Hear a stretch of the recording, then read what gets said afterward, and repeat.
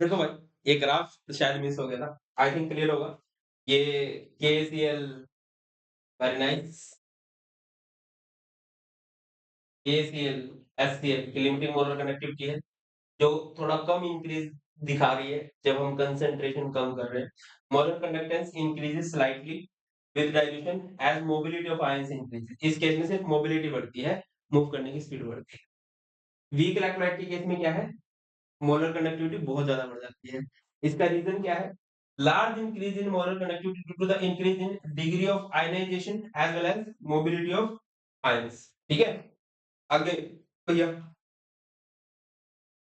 The molar conductance at infinite dilution for a strong electrolyte can be calculated with the help of graphs. बता दिया था, है ना? और फॉर वीक इलेक्ट्रोलाइट ये कैलकुलेट नहीं कर सकते, कोलर्स लॉ का यूज करेंगे, और कोलर्स लॉ का हम लोगों ने यूज कर लिया था। अब थोड़े से क्वेश्चंस कर लेते हैं। Suggest a way to determine the limiting molar conductivity value for water. आपको वाटर की लिमिटिंग मोलर कंडक्टिविटी निकालनी है। यानी कि बेटा जी क्या करना रहेगा आपको बताइए, क्या करना पड़ेगा? यहां पर आपको लेना पड़ेगा भैया इधर H positive and O H negative. ठीक है, अब आप देखो कि एच पॉजिटिव कहाँ मिल सकता है? एच पॉजिटिव आपको मिल सकता है HCl में। फिर आपको ओएच कहाँ मिल सकता है? ओएच आपको मिल सकता है NaOH में, है ना? अब H और OH तो मिल गए, बट ये तो नहीं चाहिए थे, तो उसको निकालने के लिए हम लोग क्या कर देंगे? माइनस कर देंगे NaCl। आपकी बात बन जाएगी। आगे मूव करते हैं। Limiting molar conductivity for NaCl, HCl, CH3, COONA और this and this respectively. Limiting molar conductivity for CH3 COOH। आपको किसकी लिमिटिंग मोलर कंडक्टिविटी निकालनी है बेटा? आपको लिमिटिंग मोलर कंडक्टिविटी निकालनी है फॉर CH3 COOH। तो कैसे लिख सकते हैं? Limiting molar conductivity of CH3 COO negative और H पॉजिटिव, यही लिखा जा सकता है ना? अब आपको किस किस की वैल्यू दे रखी है? आपको NaCl की वैल्यू दे रखी है। NaCl का एक्सप्रेशन अगर मैं लिखूं तो ऐसे लिखा जाएगा, Na positive plus limiting molar conductivity of Cl negative. और इसकी वैल्यू कितनी है भाई? इसकी वैल्यू है 126.4 यूनिट, याद रखना इसकी, Simon centimetre square mole into work. इसके बाद HCl की लिमिटिंग मोलर कंडक्टिविटी आपको दे रखी है भैया। HCl की लिमिटिंग मोलर कंडक्टिविटी कितनी है? HCl की लिमिटिंग मोलर कंडक्टिविटी है इधर H positive plus Cl negative, और ये दे रखी है भैया आपको 425.9। इसके बाद CH3 0 लेने, limiting molar conductivity of CH3 COO Na। इसको क्या लिखोगे? CH3 COO negative plus limiting molar conductivity of Na positive. कितनी दे रखी है भैया? 91। अब आप खुद देखो कि जो आपको चाहिए वो कहाँ-कहाँ है। आपको एक तो CH3 COO चाहिए। अच्छा, it's equation number 1, equation number 2, equation number 3। Operation क्या लगाओगे? आपको 3 चाहिए, 2 चाहिए। ऑपरेशन लगेगा 3 प्लस 2 माइनस 1। लगा दो, है ना? CH3 COO चाहिए, H चाहिए, NaCl नहीं चाहिए, तो ये कैंसिल हो जाएगा। तो जोड़ दो 91 प्लस 425.9 माइनस 126.4। इसको जब सिंपल आउट करोगे तो आएगा 390.5।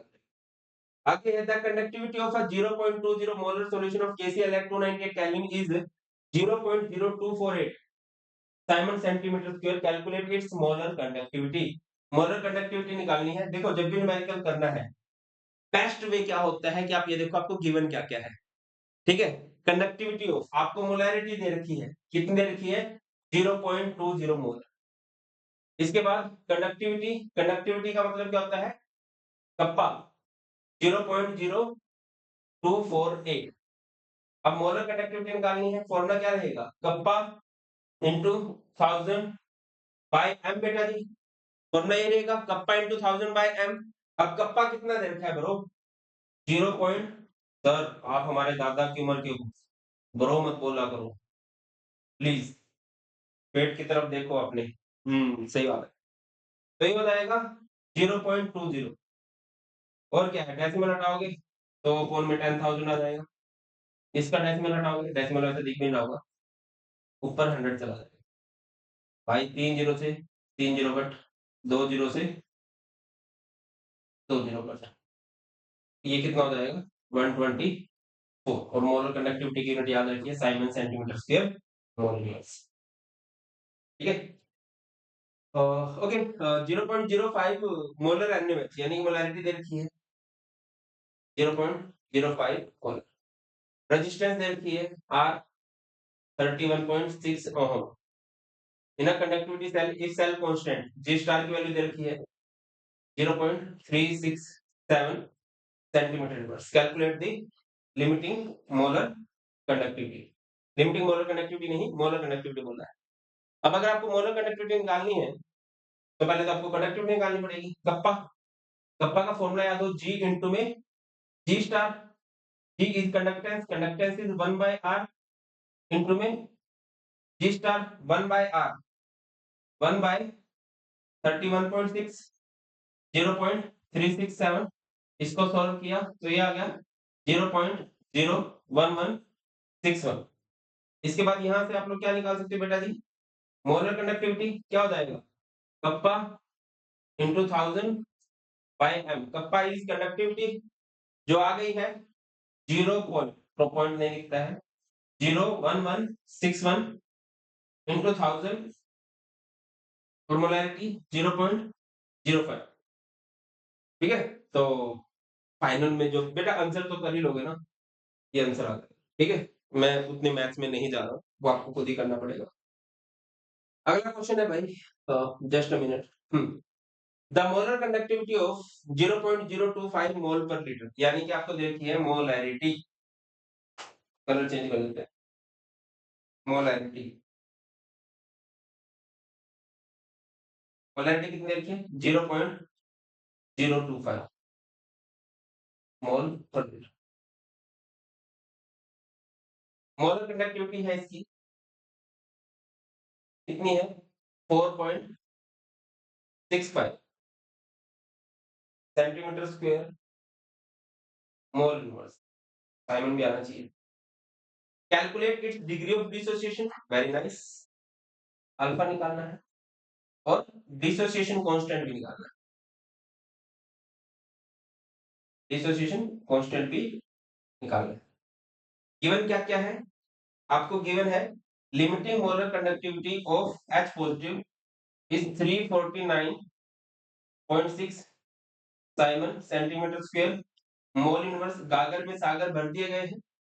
एक क्वेश्चन से सबको समझाने का प्रयत्न किया जाएगा, आप समझने की कोशिश करना।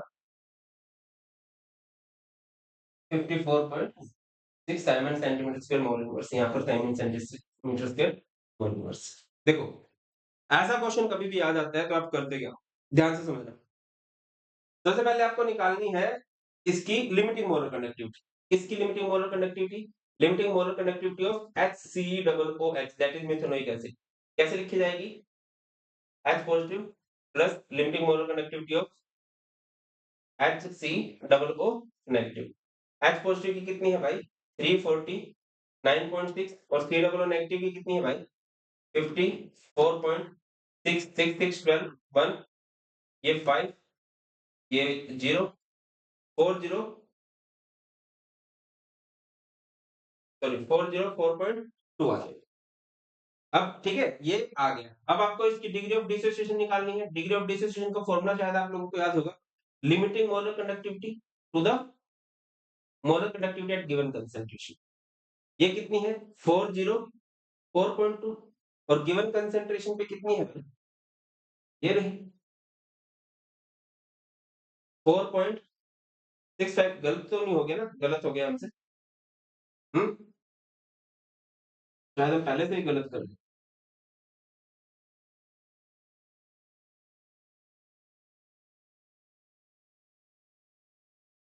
Molar conductivity at given concentration to the limiting molar conductivity, इसको करेक्ट कर लेना।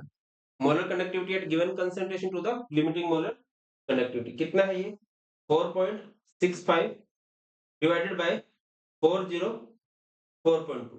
और जब आप इसको सॉल्व करोगे तो कितना आ जाएगा 0.114। ठीक है, ये आपका आ गया डिग्री ऑफ डिसोसिएशन। अब यहाँ से परसेंटेज भी निकाली जा सकती है, percentage of degree of dissociation, तो आप इसको 100 से मल्टीप्लाई कर देते हैं तो 1.14% समथिंग आ जाता है। अब अगली चीज आपको क्या निकालनी है यहाँ से, डिसोसिएशन कांस्टेंट। डिसोसिएशन कांस्टेंट का फॉर्मूला क्या होता है, C alpha square 1 minus alpha. C alpha square, C is concentration, molar concentration कितनी देर की है 0.025। Alpha, alpha is degree of dissociation जो हम लोगों ने अभी निकाल ली है 0.114 इसका स्क्वायर, और बाय में 1 माइनस 0.114 जो भी आएगा आंसर आएगा, और यहाँ से आ जाएगा 3.6 इंटू 10 की पावर -4। बेटा ये एक ही क्वेश्चन में सब कुछ। सबसे पहले हम लोगों ने क्या करना है, लिमिटिंग मोलर कंडक्टिविटी निकालनी है, HCOH की, मिथेनोइक एसिड की, H पॉजिटिव, HCOO नेगेटिव, उन दोनों को सम कर देंगे। उसके बाद डिग्री ऑफ डिसोसिएशन निकाल लोगे आप लोग। डिग्री ऑफ डिसोसिएशन कैसे निकाला जाएगा भाई, molar conductivity at given concentration to the limiting molar conductivity, ये हो जाएगा। और उसके बाद dissociation constant C alpha square by 1 minus alpha. Next topic बहुत ही इजी सा टॉपिक रहता है, कोरिजन। कोरिजन ये बिल्कुल थ्योरी है, तो थ्योरी के उसमें ही करेंगे, मतलब इसमें मैं खुद से लिख के टाइम बढ़ाऊं वीडियो का, इसका कुछ फायदा है नहीं, है ना। प्रॉपर सिर्फ इसी को देख लेते हैं, पढ़ लेते हैं, समझ लेते हैं थोड़ा सा। कोरिजन को हिंदी में बोलते हैं संक्षारण। देखिए एक वर्ड होता है rusting, rusting is used for iron and corrosion is used for any metal. देखिए हर एक मेटल एक्टिव होती है, कोई ज्यादा एक्टिव होती है, कोई कम एक्टिव होती है, कोई बहुत ज्यादा एक्टिव होती है, कोई बहुत कम होती है। लाइक गोल्ड बहुत कम एक्टिव मेटल है, ठीक है, बट सोडियम बहुत ज्यादा एक्टिव मेटल है। आपने देखा उसको जैसे ही एयर के कांटेक्ट में लेके आते हैं वो आग लगनी स्टार्ट कर देती है, पानी मिलता है तो बढ़िया से आग लग जाती है। Come to the point. तो कोरिजन क्या होता है कि मेटल एक्टिव है, वो इलेक्ट्रॉन देना चाहती हैं, और हमारा जो एटमॉस्फेयर है, हमारे एटमॉस्फेयर में बहुत सारी गैसेज है, एक ग्रुप 16 होता है, उससे टेपो oxygen, sulphur, selenium, tellurium, polonium, ये मंगता का ग्रुप है, ये इलेक्ट्रॉन मांगना पसंद करता है। ठीक है, तो मेटल इलेक्ट्रॉन देना चाहती है, और हमारे एटमॉस्फेयर में बहुत सारी ऐसी गैसेज है जो इलेक्ट्रॉन लेना चाहती है। तो बस इनके बीच में रिएक्शन हो जाती है, ये देने को तैयार है, वो लेने को तैयार है, और बात खत्म, मेटल खराब हो जाती है। ठीक है, कोलिजन क्या होता है, process of deterioration of a metal as a result of its reaction with air and environment surrounding it. किसी भी मेटल का धीरे धीरे खत्म होते जाना जब वो एयर के साथ और सराउंडिंग के साथ रिएक्शन कर जाता है। It is due to the formation of compound such as sulphides, oxides, carbonate, hydroxide, metal के सरफेस पे ऑक्साइड, सल्फाइड वगैरह बनने लग जाता है। रस्टिंग ऑफ आयरन का फॉर्मूला क्या होता है, हाइड्रेटेड फेरिक ऑक्साइड बोलते हैं इसको, Fe2O3 factors affecting the rusting of iron, air and moisture. अगर कहीं पर एयर एंड मॉइस्चर ज्यादा है तो आयरन को जल्दी रस्ट पकड़ेगा। प्रेजेंस ऑफ इंप्योरिटी, ऑब्वियसली अगर एक मेटल में ऑलरेडी कुछ इंप्योरिटीज है तो वो जल्दी खराब होगी, अगर कोई प्योर मेटल है वो उतनी जल्दी खराब नहीं होगी। Presence of electrolyte in water, एक जगह प्योर वाटर है, एक वाटर के अंदर मान लो NaCl है, तो सैलिन वाटर जो होता है वो बहुत जल्दी खत्म कर देता है। इवन आपने कहानी सुनी होगी, टाइटैनिक अब खत्म होने वाला है, ठीक है, तो सैलिन वाटर है वो, पूरा टाइटैनिक खत्म होने वाला है, एक सदी का सबसे बड़ा जहाज जो था। इसके अलावा भी और भी कई सारे रीजन है, बट सैलिन वाटर जो है बहुत जल्दी खत्म करता है। स्ट्रेन, किसी मेटल के अंदर अगर स्ट्रेन रहेंगे, डेंट वेंट रहेंगे, तो भी बहुत जल्दी वो खराब होने लगेगी, है ना। एक अगर स्ट्रेट वायर है तो उस पे जंग इतनी जल्दी नहीं लगेगा। आप ऑब्जर्व करो कि जो लोहे की तारें होती हैं जिनमें से करंट रेगुलर फ्लो करता है, उनको इतनी जल्दी जंग नहीं लगता है, बट स्ट्रेन वगैरह रहेंगे बहुत ज्यादा तो उनको जंग लग जाता है। Presence of CO2 in water बढ़ाएगा। प्रेजेंस ऑफ प्रोटेक्टिव कोटिंग, नाम से क्लियर है यार, प्रोटेक्टिव कोटिंग है, आयरन को बचाने की कोशिश की जा रही है तो वो बचा लेगा, रस्टिंग थोड़ी लेट होगी। अगला है position of metal in EMF series, अगर कोई मेटल EMF सीरीज में ऊपर है, all those metal which have negative standard electrode potential are active metal, तो उनको जंग जल्दी लगेगा, और जितना ज्यादा नेगेटिव वैल्यू होगी उतनी ज्यादा एक्टिव होगी, उतनी जल्दी ज्यादा खराब भी होने वाली है। अगला एक है what is galvanisation, covering of iron surface with a layer of zinc is called galvanisation. Galvanisation में हम कौन सी मेटल का यूज करते हैं, जिंक का यूज करते हैं, क्योंकि जिंक आयरन से भी ज्यादा एक्टिव है, आयरन से ज्यादा एक्टिव है जिंक, वो उससे पहले इलेक्ट्रॉन देता है कि भाई, होता है ना फिल्मों में विलन गोली गोली मारता है हीरो को, तो एक साइड हीरो आता है कि नहीं वीरू बस मुझे जाने दे, मेरा इतना ही था। ऐसा ही होता है, आयरन को बचाने के लिए जिंक आता है, आयरन मुझे जाने दे, तू बच जा, ऐसे वाला सीन रहेगा। अच्छा, ये होता कैसे है? It is done by electroplating और by dipping the iron articles in molten zinc और स्प्रेइंग मोल्टन जिंक और आयरन आर्टिकल्स, ठीक है? आगे है भाई, give the methods to protect iron from rusting. Rusting को से बचाना है आयरन को, तो कौन-कौन से मेथड्स का हम लोग प्रयोग कर सकते हैं? सबसे पहले है बैरियर प्रोटेक्शन, कि एक बैरियर लगा दो यार, है ना? आयरन है, रज़िया है, गुंडे हैं, उसको बचाना है, बैरियर लगा दो, रुकावट पैदा कर दो, पहुँचने ही ना दो गुंडे, बचा लेंगे, ठीक है? The metal surface is not allowed to come in contact आएगा यहाँ पर with moisture, oxygen and carbon dioxide। तो वो कैसे कर सकते हैं? पेंटिंग कर दो, coating of surface with a thin film of oil grease, ये भी हो सकता है। By coating metal with some non-corroding metal such as nickel, अच्छा जिनको तो जंग लगता है, निकल वगैरह की कोटिंग अगर कर देंगे उनको जंग नहीं लगता। इसके बाद है सैक्रिफिशियल प्रोटेक्शन, नाम से क्लियर है, सैक्रिफाइस देना पड़ेगा, बलिदान देना पड़ेगा किसी को अपने प्राणों का, ठीक है? Just like galvanization। In this, iron surface is covered with a layer of metal which is more active than iron and thus prevent the iron from losing electron। किसी ज्यादा एक्टिव मेटल को लेके आएंगे और वो आयरन से पहले अपने आप को खत्म कर देंगे। उसके बाद है इलेक्ट्रिकल प्रोटेक्शन, या फिर इसका दूसरा नाम है कैथोडिक प्रोटेक्शन। इसको थोड़ा ध्यान से समझना। देखो बेटा, अब अपना इंडिया में बहुत सारी चीजें हैं, बट वो नहीं है जैसे जो साउथी साइड है, उधर बड़े तेल के कुएं-वुएं हैं। अपने यहाँ से ऐसा नहीं है ना? जो पेट्रोल पंप होते हैं, उधर से पेट्रोल ऐसा नहीं धरती के अंदर से निकलता है, बट वो धरती में है नहीं, धरती के अंदर उसको डाला गया है ना? वो ट्रक आते हैं, वो डालते हैं और फिर वो बाइक में, गाड़ी में, जो इसमें भी डलवाना होता है, डल जाता है। नीचे धरती में पेट्रोल डालेंगे तो ऑब्वियसली धरती सूख जाएगी उसको, फिर उसको बचाएँ कैसे? ऑब्वियसली इसके कंटेनर होते हैं वो, और वो कंटेनर जनरली किसी अलॉय के हो सकते हैं, आयरन के हो सकते हैं। फिर आयरन के हो सकते हैं बेटा मॉइस्चर, जो नीचे वाली जो सोइल होती है ना, उसमें तो बहुत ज़्यादा नमी होती है और वो बहुत जल्दी खत्म करती है, बहुत जल्दी। ठीक, फिर हम क्या करते हैं कि जैसे ये हमारे पास एक कंटेनर है, ठीक है? यहाँ से एक वायर ली और यहाँ पर एक एक्टिव मेटल को चिपका देते हैं। मॉइस्चर आया, हफ्ता निकाल, इसको बोला आयरन को, इलेक्ट्रॉन दे बे,